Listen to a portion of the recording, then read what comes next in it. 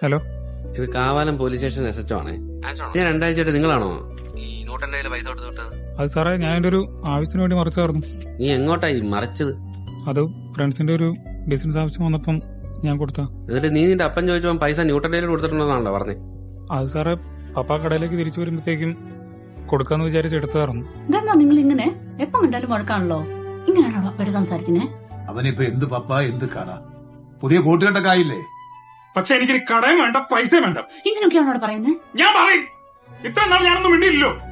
ഞാൻ എന്തെങ്കിലും ആവശ്യത്തിന് പൈസ ചോദിക്കുമ്പോ എന്നോട് എന്നാ പറയുന്നത്? നിന്റെ കടയിലെ എല്ലാം നിന്റെ ഇല്ലെന്ന്. കൂട്ടുകാർ കൂടെ പുറത്തിറങ്ങാനായിട്ട് ഒന്ന് ചോദിക്കുമ്പോ എന്നാ പറയുന്നത്? കടയും തുറന്നിട്ടിട്ട് നടക്കുക ഉത്തരവാദിത്ത ബോധം ഇല്ലാത്തവന്. ഇപ്പൊ കുറ്റമല്ല ഞങ്ങളുടേതല്ലേ?